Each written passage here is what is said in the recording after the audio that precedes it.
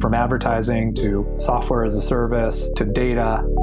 Across all of our programs and clients, we've seen a 55 to 65% open rate. Getting brands authentically integrated into content performs better than TV advertising.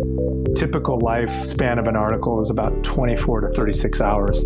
If we're reaching out to the right person with the right message and a clear call to action, then it's just a matter of timing.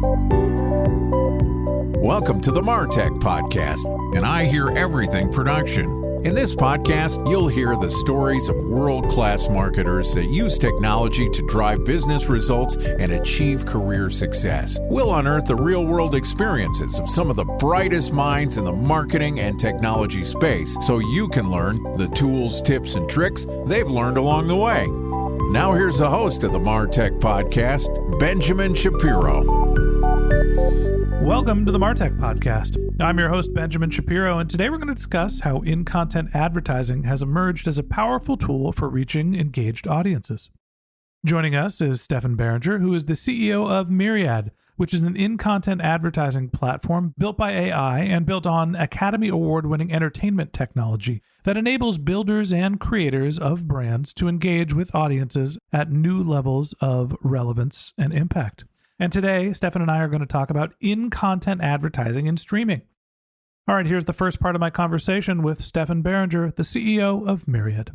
Stephan, welcome to the MarTech Podcast. Hi, thank you for having me. Excited to have you here. I will go on the record. Apologies. My nanny didn't show up the first time we were supposed to record this conversation. I totally flaked on you, and I'm very excited to have this conversation. But you know what? Sometimes life as a content creator isn't as simple as showing up on set and someone saying action and you go. It gets a little complicated. Turns out that's not just a solopreneurship. That's also happening movies, TVs. They're incredibly complex ways to build content, and it's not just about content production. Product placement in content advertising, also an increasingly important topic in media production. And you are an expert of this as the CEO of Mirriad. You're putting products and in content advertising and streaming content all the time.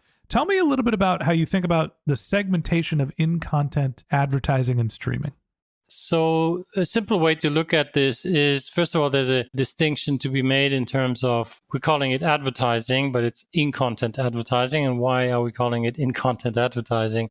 Because effectively, whatever we put into the content is in the content and not between the content. Sounds a bit weird now what I'm saying here, but the way we're used to digest or ingest advertising is basically we're watching a piece of content and here comes the lovely interruption. And then we're told, watch this ad. And guess what? Watch this other ad. And then the content eventually continues playing. What we do is different. So in-content advertising puts the brand or the product into the content itself. So you're watching whatever, a series, and there's a living room and or a kitchen. And in the kitchen, on the kitchen table, you will see a box of cereals, right? So that's why it's actually in the content. It's in content. And content advertising acts as the umbrella term, if you will, or umbrella concept for different things you can do in the content, right? So you can put, or we can put a video onto a TV screen that is in the living room or onto a digital billboard. So it's basically video in video then. Or we put, as I mentioned before, a pack of cereals on the kitchen table and then it's virtual product placement. Again, part of in-content advertising. Or alternative, we put an ad on a magazine that is somewhere in the living room, or we put a billboard onto a skyscraper or a big building. So there's many shades and different creative executions when you think about in-content advertising. But again, the thing keeping it together is that it happens effectively in the content and not as an interruptive device. What I'm hearing from you is the first thing that marketers need to think about is the style of content, whether they want to be disruptive or additive to the content. And look, we have advertisements in the MarTech podcast. Everybody listening to this conversation has already heard at least 2 of them. And I hate to tell you, there's going to be a 1-minute break to hear from our sponsor somewhere in the middle of this content, which personally I'm not a huge fan of, even though it's my show. I feel like it's disruptive, but when we were figuring out our advertising strategy, we started getting negative feedback by putting too many advertisements before the content started. But we had commitments to our advertisers, so we needed to drop an ad in the middle of the content. I think it's disruptive. I'd rather have the whole conversation run in its entirety, but we got feedback that said, stop interrupting the short form content that you're producing. So it'd be great if we could say, hey, look, we're the Martech podcast. Let's have a conversation. And in the context of the conversation, I could talk about Miracle Hand Cream, which I'm holding up a bottle of with 60% aloe for dry, cracked, rough, flaking hands. I was using Bartender's Friend washing the dishes the other day, and I have like chemically peeled all the skin off my hands. And now I've got this hand cream out here. Moral of the story is, hey, look, I just did a product placement for Miracle Hand Repair Cream by the Miracle of Aloe that was integrated into the content. Now, you mentioned there's different ways to do that. You can either disrupt the content and integrate your Miracle Hand Repair Cream into the flow of the content, or you can just use it as an example and not have it be actively part of the content, but passively like a billboard behind a speaker on a TV show. Talk to me about the value of those two types of placements. Why are those different or better or worse? You just said something very interesting here in terms of the audiences who are listening to a podcast or who are watching a piece of content as a video. There's basically the level of frequency, which is really the annoying part. So eventually everybody understands and appreciates the fact that content needs to be paid for. So advertising is the way to do it if you're not paying a huge subscription. But the issue is just that over time, we started getting bombarded with ads and being interrupted all the time. And this is where things start getting annoying. And the issue then for the advertiser is that many people just switch off. They walk out of the room or they look at their phones and do other things. So we have evidence now that 86% of people who are exposed to ads basically don't look at them. So here comes a very simple way to look at what the value that we bring to the table is, that we happen in the content. So effectively, per default, people are seeing the content because otherwise they wouldn't be watching it. So the exposure is like almost 100%. So that's number one. Number two is the fact that, just like in your example now, in a very credible manner, you have explained why this cream is so effective for you and relevant. Now, but jokes aside, because we place a product or a brand in a context that is relevant, again, think back the cereal on the kitchen table, it just has a very, very positive influence and effect on the viewer, who will start associating the context of breakfast and kitchen with that particular cereal brand. So it's these two factors that really sit at the very core in terms of people paying attention. And number two, it's the relevance that is just so much higher than, in a way, just an ad that comes flying in and basically is stopping you from watching. Now that you mentioned it, I want to tell you that Miracle Hand Repair Cream is guaranteed to help soften dry, rough, cracked skin, reduce flaking and redness, use on hands, elbows, and knees, and it's safe for use by diabetics. Now, the reason why I'm going into so much detail about this lovely Miracle Hand Cream, which really has helped my hands feel a lot better, when you're talking about an advertisement, right? When I'm doing a mid-roll podcast ad, I've got 30 seconds, not only to mention a product, not only to show or talk about how I use it, but I can also get into the details of how it works, what the call to action is, where you can buy it. I'm pretty sure I got this one at miracleofaloe.com.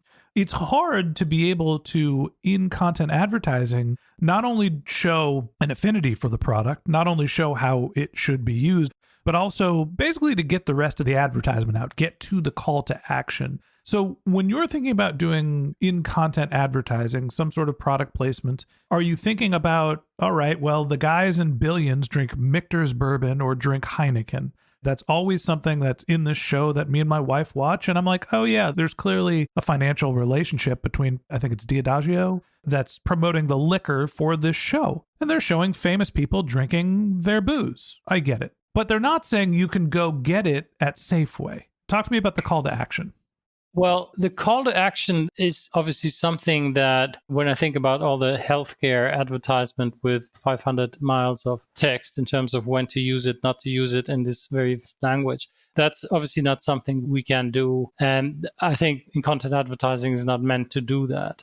The call for action that's an interesting question, because the real question is, do you need the call to action to say, buy the hand cream or get it there? if you've seen the brand, I dare to ask who out there is not able, once the brand is recognized, to understand where to buy it. Do you know what I mean? Do you actually need to know the URL of the website to get it, or will you go to some online retail or wherever you buy your drugstore stuff? So we have measured that actually, even now I'm using marketing jargon, on the lower funnel in terms of really activating towards consumption and purchase, actually in-content advertising is delivering a plus, on average, plus 35% incremental performance, right? And that is without the call to action that you just mentioned. Of course, you still use call to actions in DR and other areas, but in our case, I don't think it's really needed anymore. You bring up an interesting point of, with an advertisement, what's your goal? Are you trying to build brand awareness? Are you trying to build affinity? Are you trying to get someone basically through the last mile? Are you trying to get them to take some sort of direct response action? And my feeling with in-content advertising, mostly in streaming, is that the actual product placement is awareness and affinity driving. It cannot be a direct response driving channel. Even though there might be some measurable direct response results, the ad is just not meant, or the placement is not meant to get people to get up and go buy the product now. It's meant to plant the seed so all of your other marketing activities work. But you're specifically working in streaming, which means that there's a digital placement. Is there a way that you're using the sort of in-content advertising and then able to understand who was exposed and retarget or follow up with more direct response-based ads? So that's an interesting question that takes me into the whole area of dynamic and programmatic, because effectively what we're able to do is to serve different versions of the same content. And when I say different versions, I mean branded differently. You could, let's just say you have a soft drink and you could have the sugarless or the low sugar and full flavor or whatever versions played out to different people. But again, it's the same content. And I think the precision that we can get through that is an extremely powerful additive in terms of heightening or augmenting the relevance even further, because whoever is the target for a specific brand, product, or message will receive that and the other person won't. So when we take that back, and you haven't asked me the question, but I'll just go ahead in terms of main difference to, if you will, the traditional product placement approach, is that when filming something and then the advertiser, the brand, or the agency come to the set and then they put the can on the table and then it's filmed and it's in there. That's it, done. It will be in there forever. And you can't play it out dynamically. You can target anyone. You cannot refresh the can because eventually brands evolve and they look different from one year to the next and so forth. You get the idea. So clearly the possibility to do it dynamically is just a complete game changer. So tell me a little bit about the mechanism of buying ads or in-content advertising. How much do you have to think about the right show, right? How your product is going to be highlighted? You mentioned that you have to have some sort of a product available during filming. I'm sure that we're going to talk about some of the ways that you can update your creative. But there has to be some sort of science or logic behind understanding who you're targeting and which shows you should be selecting to have your product placements. Tell me a little bit about the process of how you figure out what your media budget should be, what your campaigns look like, and most specifically, what creative you're integrated into. So these are questions that obviously are buy-side driven. Again, a little bit of jargon here, but ultimately it's the advertiser and the agency who will say, well, this is the audience that we want to reach for this and that product. This is the flight time. We want to invest this and that budget. And ultimately it's them who will then decide, well, we want to push our shaver brands or shaving brands and let's go and buy some bathrooms. I'm simplifying this, right? And they will go and search for the relevant context in, of course, also content franchises that are relevant to their audience, because otherwise it doesn't make so much sense. Yeah, but how do you search for shows with bathrooms? Well, that's because on our end, we feed ultimately the content partner who is selling the inventory with the relevant data. So the partner has all the data the partner needs in terms of the duration of the insertion opportunities, the locales in terms of where is it happening, some contextual information. And these things will get better and better and better. And we're just talking this afternoon with a big agency about that. And ultimately then the next big thing will be targeting by emotions. But coming back to the question, then once the advertiser and the agency have figured out where they want to run it, they will ultimately allocate a budget against a level of impressions and say, yeah, we want to have whatever, 1 million, 2, 3, 4 delivered in that demo, in that context and content. And then they will press start and buy. And then ultimately the machines will execute the buy. I guess the last question I have for you, when it comes down to in-content advertising, most of the time when I think about product placement, I'm thinking, all right, Pepsi has a relationship with Warner Brothers Studios or Paramount, and Paramount's creating Transformers, and they're shooting it, and it's going to launch next year, and they're looking for a vendor to promote a soda. So we know there's going to be a soda can. It's going to be a Pepsi, and that relationship is built a year and a half advance because it's taped and it's recorded and then it's done. It seems like there is more flexibility into doing product placements more than just it's going to be on set 2 years before the ad actually runs. How do you think about the advanced timing that you need to have a successful product placement? And how do you think about the budget that should go in to make sure that your campaign is effective? We have seen on occasions now where even an allocation of 10% of your budget. So let's just say you have 100% today, it all goes into TV, and now you're starting to split 90 TV and 10 in content. And if you do that, number one, you will reach more people because more people see the content. So you have a winner right there. But secondly, the impact is so much stronger. So again, it's hard for me to say, well, if you invest a minimum of 1 million or 2, then the effect starts much lower. We measure that. So even if you put 300,000-400,000 in a small campaign, you will see an effect. But obviously, if you run it in sync with your overall mix, then you will have a greater impact. The other part of the question was, how long in advance do you have to buy the media? You don't have to buy it a long time in advance at all. At the end of the day, between the decision, when you think about it programmatically, ultimately, the opportunity gets surfaced and the buy happens in the millisecond. So in that scenario, the lead time equals 0. The lead time is on our end to get the scenes ready for multiple brands, which we can do. That's not the issue. It's when things are more linear. So in traditional broadcast television, where you have a little bit longer lead times because there's an operational lift that needs to happen on the cable broadcaster side. And so these things take a little bit longer, also because the booking mechanisms from the agency side is just not as fast as running an ad or buying an ad programmatically. So as it turns out, product placement isn't something that you need to plan multiple years in advance. Yes, there absolutely is a minimum threshold to make a campaign viable, and it's in the 6 figures. But if you're already a television advertiser and you're moving your budgets from linear television to streaming TV, it's worth considering that you might want to move away from being a pure advertiser and move some of your budget into in-content advertising. And that wraps up this episode of the Martech Podcast.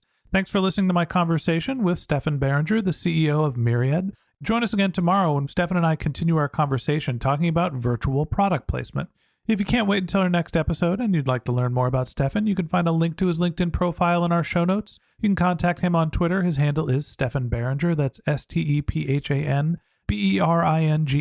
Or you could visit his company's website, which is Mirriad.com, Mirriad.com. Just one more link in our show notes I'd like to tell you about. If you didn't have a chance to take notes while you were listening to this podcast, head over to martechpod.com where we have summaries of all of our episodes and contact information for our guests. You can also subscribe to our weekly newsletter, and you can even sign up to be our next guest speaker on the Martech Podcast. Of course, you can always reach out on social media. Our handle is MartechPod, MarTechPod on Twitter, Instagram, and Facebook, or you can contact me directly. My handle on LinkedIn is Ben J. Shap, BenJShap.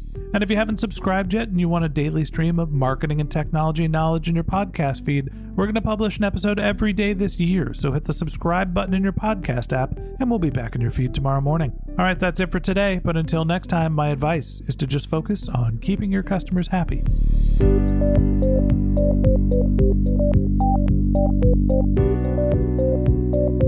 you.